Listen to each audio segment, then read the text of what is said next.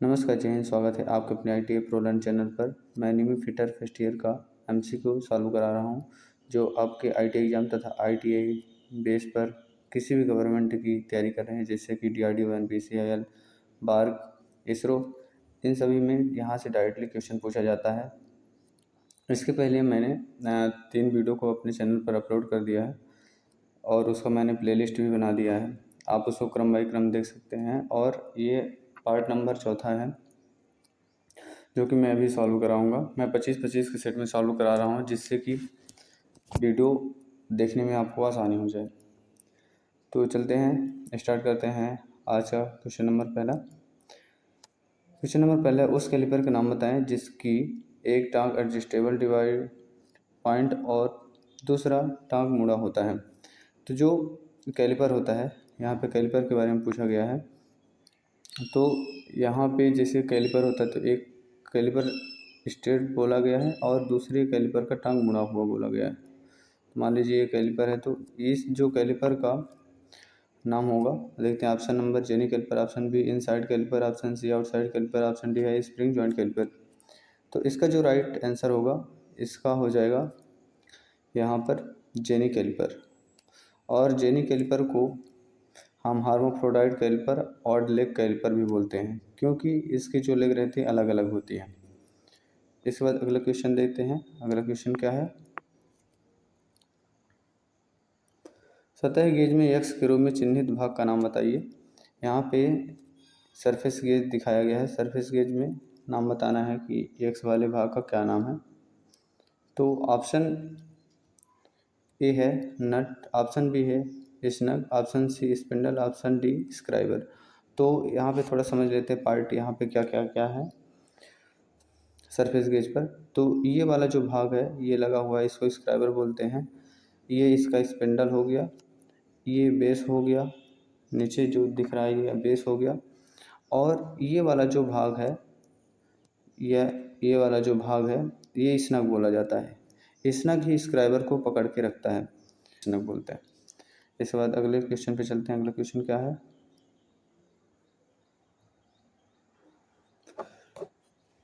संयोजन सेट यानी combination set में एक्स के रूप में चिन्हित भाग का नाम बताइए। यहाँ पे कॉम्बिनेशन सेट बताया गया है। तो कॉम्बिनेशन सेट में एक पार्ट होता है जिसको यहाँ पे चित्र में बताया गया है। तो ऑप्शन ए है bevel head, option B centre head, option C square head, option D है प्रोटेक्टर हेड। तो इसका जो आंसर हो जाएगा ये प्रोटेक्टर हेड हो जाएगा। ये प्रोटेक्टर के समान दिख रहा है, यानी चाँदा के समान दिख रहा है। हम इसका यूज करते हैं जॉब की एंगल में माप लेने के लिए। इसके बाद चलते हैं अगले क्वेश्चन पे। अगला क्वेश्चन क्या है, क्वेश्चन नंबर 54, किस प्रकार के डेटम का पालन किया जाता है। तो यहाँ पर ये दिखाया गया फिगर और पूछा गया कि हम जब मार्किंग करते हैं तो कौन से टाइप की मार्किंग दिखाई गई है किसी जॉब पर। तो ऑप्शन ए है एज डेटम, ऑप्शन बी है point datum, option C centre line datum, option D है रेफरेंस लाइन डेटम। तो इसका जो राइट आंसर हो जाएगा वो हो जाएगा option number A, edge datum. यानी कि जब हम जॉब बनाते हैं तो जॉब बनाते हैं और उसकी 90 डिग्री सबसे पहले बनाते हैं। जैसे ये वाला भाग 90 डिग्री बना है तो हम एज, इसके एज को हम रेफरेंस के रूप में लेते हैं। चलिए इसके बाद चलते हैं अगले क्वेश्चन पे। अगला क्वेश्चन क्या है, समानांतर, इस समानांतर ब्लॉक का नाम क्या है। यहाँ पे पैरेलल ब्लॉक दिखाया गया है, इसका नाम बताना है। ऑप्शन ए है ठोस समानांतर ब्लॉक, ऑप्शन बी है टेनन समानांतर ब्लॉक, ऑप्शन सी है कोणीय समानांतर ब्लॉक यानी एंगुलर पैरेलल ब्लॉक, या ऑप्शन जो डी है वो है एडजस्टेबल पैरेलल ब्लॉक। तो यहाँ पे हम क्या करते हैं, जो पैरेलल ब्लॉक होता है, पैरेलल ब्लॉक में हम जॉब रखते हैं और जॉब की हाइट को फिक्स करते हैं। जब हम कोई भी जॉब की मार्किंग करते हैं या फिर कोई ऑपरेशन करते हैं तो उसकी मार्किंग करते हैं। तो यहाँ पे जो अभी पैरेलल ब्लॉक दिख रहा है, तो ये ऑप्शन नंबर डी इसका जो है तो राइट आंसर हो जाएगा, यानी कि एडजस्टेबल पैरेलल ब्लॉक है। यानी हम इसकी हाइट को फिक्स कर सकते हैं, एडजस्ट कर सकते हैं। इसके बाद अगले क्वेश्चन को देखते हैं। अगला क्वेश्चन क्या है, ग्रेड ए भी ब्लॉक के निर्माण के लिए किस मटेरियल का उपयोग किया जाता है? तो जब हम ग्रेड ए के भी ब्लॉक का निर्माण करते हैं तो कौन से मटेरियल का यूज़ करते हैं? Option A tool steel, option B carbon steel, option C उच्च गुणवत्ता वाला स्टील, ऑप्शन डी है बारीक दांते वाला कास्ट आयरन। तो जो भी ब्लॉक होते हैं ग्रेड ए और बी में बने होते हैं। तो ग्रेड ए वाला जो होता है वो बना होता है हाई क्वालिटी स्टील का, और जो ग्रेड बी वाला भी ब्लॉक बना हो जाता है तो यह बना होता है बारीक दांते वाला कास्ट आयरन का। तो इसमें बोला है ग्रेड ए वाले, तो ग्रेड ए वाले का जो राइट आंसर हो जाएगा ऑप्शन नंबर सी हो जाएगा, उच्च गुणवत्ता वाला स्टील यानी हाई क्वालिटी स्टील का। इसके बाद चलते हैं अगले क्वेश्चन पे। अगला क्वेश्चन क्या है?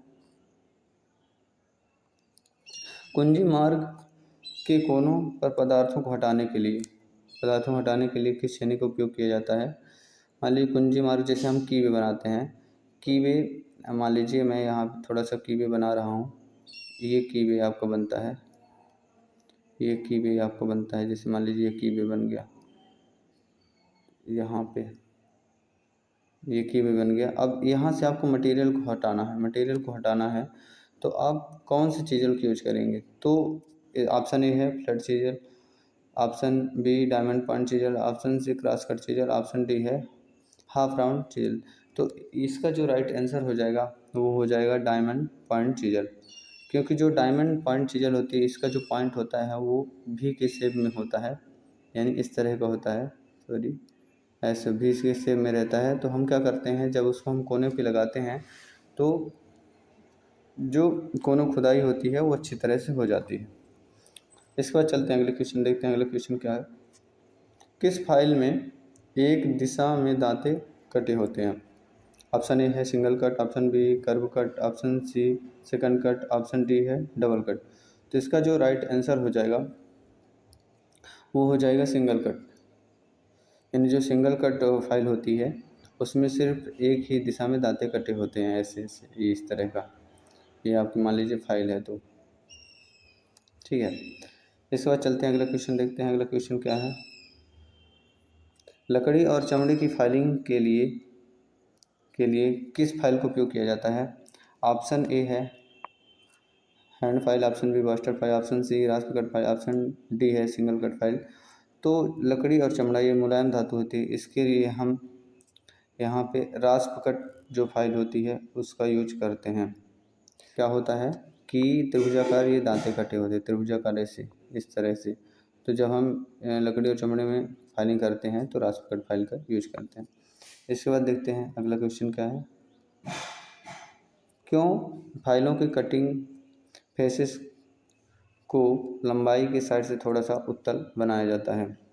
मतलब यहाँ पे सिंपल ये बोला है कि जो कन्वेक्सिटी ऑफ फाइल होती है वो क्यों दी जाती है, फाइल के फेस को थोड़ा सा उत्तल बनाया जाता है। तो इसका बनाने का रीज़न क्या होता है? ऑप्शन ए यहाँ पे दिया है वर्कपीस पर उचित पकड़ के लिए, ऑप्शन बी है फ्लैट सतहों की फाइलिंग आसान करने के लिए, ऑप्शन सी है फाइल फेस और वर्कपीस के बीच क्लियरेंस प्रदान करने के लिए, ऑप्शन डी है फाइलिंग करते समय वर्कपीस पर अधिक दबाव सुनिश्चित करने के लिए।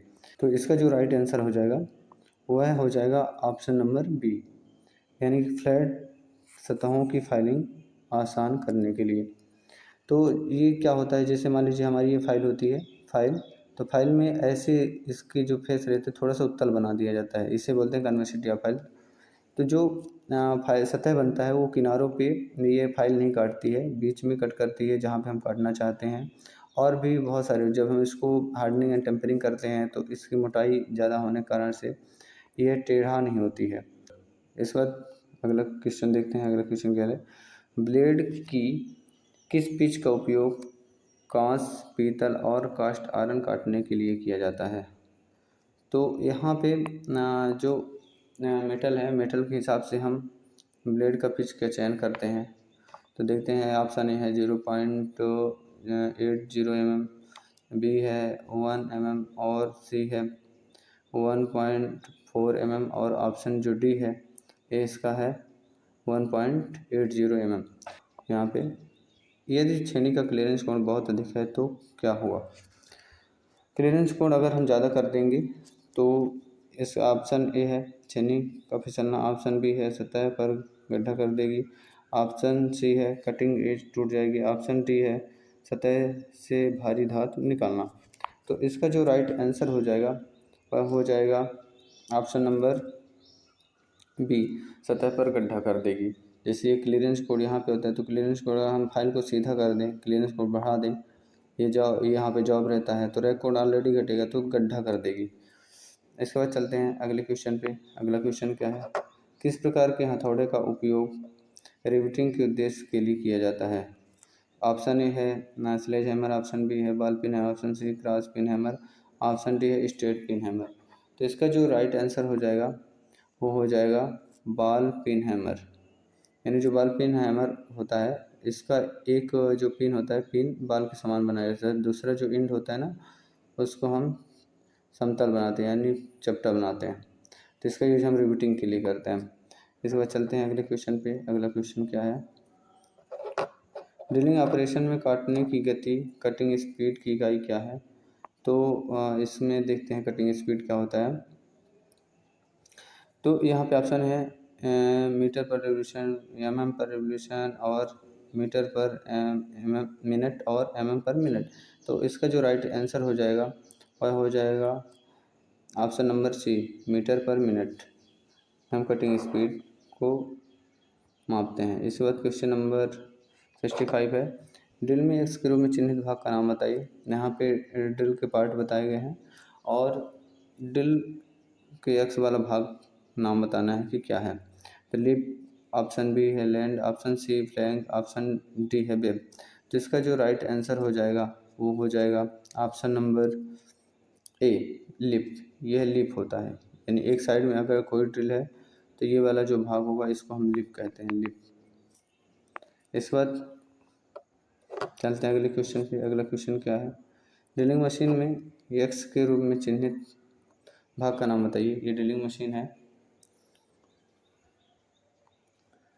एक प्रकार की हम कह सकते हैं बेंच ड्रिल मशीन है। ऑप्शन ए है यहाँ पे ड्रिल चक, ऑप्शन बी है फीड हैंडल, ऑप्शन सी है ड्राइविंग मोटर और ऑप्शन जो डी है वो है डेप्थ गेज और स्टॉप गेज। तो इसका जो राइट आंसर हो जाएगा वो ड्रिल चक हो जाएगा, ड्रिल चक। ऑप्शन नंबर ए इसका राइट आंसर हो जाएगा। ये यहाँ पे चक है और यहीं पे हम ड्रिल बिट फंसाते हैं। ये जो होता है इसको हम बोलते हैं, ये इसको हम हैंडल को बोलते हैं जिससे हम फीड देते हैं, फीड हैंडल। और ये जो होता है इस वाले भाग को यहाँ पे ये हो जाता है डेप्थ गेज, यानी कि आपको कितनी गहराई में ड्रिल करना है ये बताने के लिए इसका हम प्रयोग करते हैं। और यहाँ पे ये मोटर लगा हुआ है, ये इसमें ये उसका स्पिंडल हो गया जहाँ पे ड्रिल बधी हुई है, ठीक है। और ये इसका बेस हो गया, यहाँ पे हम जॉब को बांधते हैं, ठीक है। इसके बाद चलते हैं अगले क्वेश्चन पे। अगला क्वेश्चन है, थ्रेड का माइनर व्यास क्या है। थ्रेड का माइनर व्यास क्या होता है, जब भी हम कोई थ्रेड बनाते हैं तो उसका माइनर व्यास क्या होता है।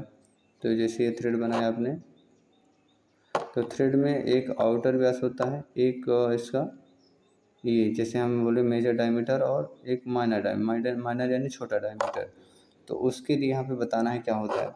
तो मेजर डायमीटर में से अगर हम 2 डेप्थ यानी कि 2 गहराई को घटा दें, एक गहराई को घटाएंगे तो हम पिच डायमीटर तक आएंगे, जबकि 2 गहराई को अगर घटा दें यानी कि एक गहराई इसकी घटा दें और एक गहराई इधर से घटा दें, तो दोनों साइड जब हम गहराई घटा देते हैं तो हमें माइनर डायमीटर मिल जाता है, यानी इसकी दूरी, ये माइनर डायमीटर की दूरी हमें मिल जाती है।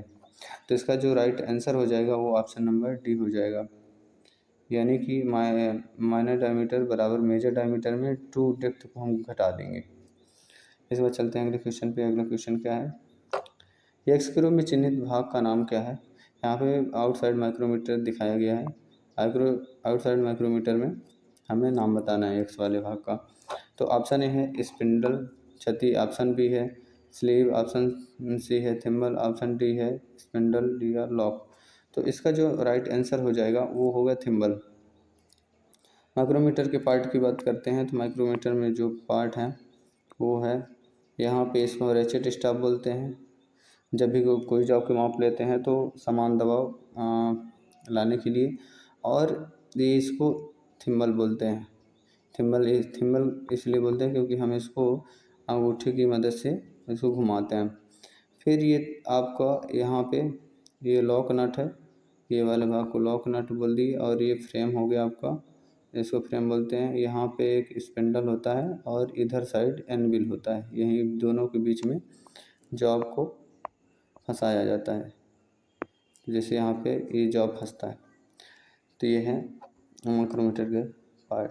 अब इसके बाद और देखते हैं, यहाँ पे अगला क्वेश्चन क्या है, 50 से 75 मिलीमीटर की आउटसाइड माइक्रोमीटर की रीडिंग क्या है। तो हमें रीडिंग बतानी है। रीडिंग तो देखिए यहाँ पे इसको थोड़ा देखना पड़ेगा अच्छे से क्या है। जैसे मान लीजिए 50 से 75 mm के बीच में इसका रेंज है, यानी 50 से आगे खुलेगा ये। 50 से लेकर यहाँ तक गया तो 55, और 55 से यहाँ तक आ गए तो 60, और 60 mm पूरा खुल गया। 60 mm 61, 62, 63, यानी 3 लाइन दिख रही तो 63, यानी कि 63 mm तो पूरा दिख रहा है। फिर इसके बाद जो नीचे वाली लाइन होती है ये आधे आधे डिवीजन की होती है, यानी 0.5 की होती है। तो इसको हम ऐड करते हैं तो ये इसके बाद में यहाँ पे जस्ट इसके बगल में माइक्रोमीटर के बगल में ये एक लाइन दिख रहा है, यहाँ पे एक लाइन वो दिख रहा है, यानी कि हम इसमें 0.5 हम और ऐड कर देंगे। तो 63 था, 63 में 0.5 mm को और ऐड कर दिए। फिर क्या होगा, हमें थिम्बल डिवीज़न देखना पड़ता है। थिम्बल डिवीज़न में कौन सी लाइन मिल रही है, तो यहाँ पे 10 दिख रहा है। 10 के बाद तीसरी लाइन यहाँ से डेटम लाइन से मिल रही है, तो हम इसको 13 लिख दें। तो पॉइंट यहाँ पे 13 लिखेंगे, तो इसकी जो टोटल रीडिंग हो जाएगी 3 हो जाएगी, 6 हो जाएगी और 63। तो 63.63 इसका जो राइट आंसर हो जाएगा ऑप्शन नंबर ए हो जाएगा।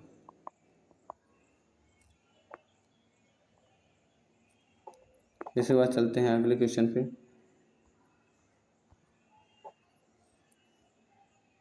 यहाँ पे एक्स के रूप में चिन्हित भाग का नाम बताइए। तो ये वर्नियर हाइट गेज है। वर्नियर हाइट गेज में पार्ट का नाम पूछा गया है। तो ये जो होता है इसको हम बोलते हैं, ये वाले भाग को, इस वाले भाग को बोल दिया जाता है फाइन एडजस्टमेंट स्लाइड। और भी इसमें जो पार्ट है ना, जैसे ये पार्ट है, ये वाला पार्ट, ये वाला नट है, इसको हम बोलते हैं फाइन एडजस्टिंग नट होता है। यहाँ पे ये स्क्राइबर लगा हुआ है जिसे हम मार्किंग करते हैं, ये बीम होता है, और ये वाले भाग को हम बेस कहते हैं। तो यहाँ पे इसका जो राइट आंसर हो जाएगा वो ऑप्शन नंबर डी इसका आंसर हो जाएगा। अब इसके बाद चलते हैं अगले क्वेश्चन पे। इस वाइस का नाम क्या है। यहाँ पर एक वाइस दिखाई गई है, वाइस का नाम बताना है। तो ऑप्शन ए है hand vice, option B bench vice, option C tool maker vice, option D है क्विक रिलीजिंग वाइस। तो इसका जो आंसर हो जाएगा वो हो जाएगा क्विक रिलीजिंग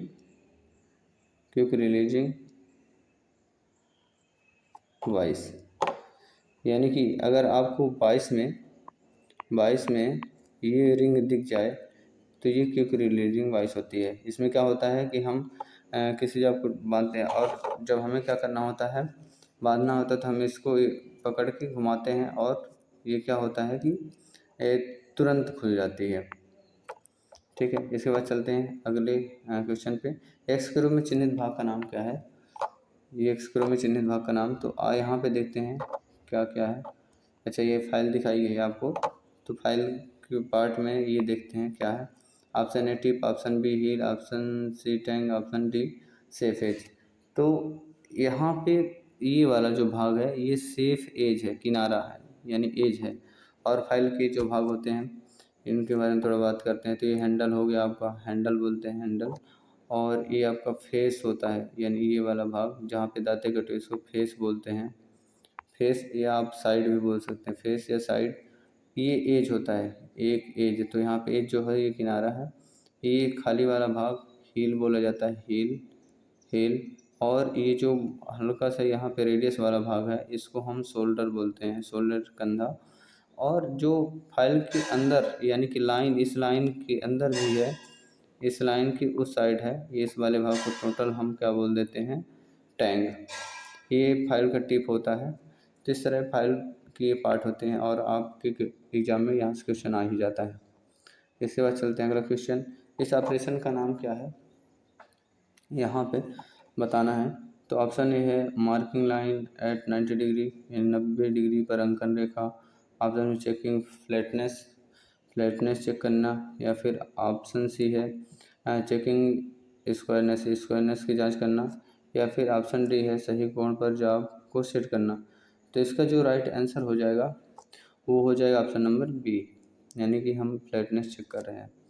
इसके बाद अगले क्वेश्चन पे चलते हैं, कौन सा मार्किंग मीडिया कोरा फोर्जिंग और कास्टिंग पर लगाया जाता है।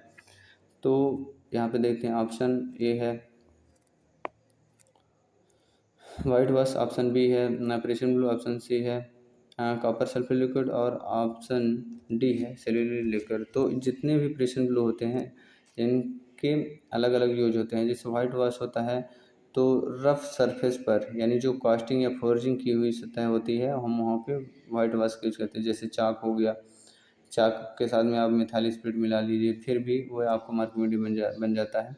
प्रेशियन ब्लू का ये क्वालिटी होता है कि प्रेशियन ब्लू को जब हम यूज करते हैं तो यह सबसे शुद्ध लाइन देती है, सबसे शुद्ध लाइन प्रेशियन ब्लू देती है, लेकिन सूखने में सबसे ज़्यादा टाइम लगता है।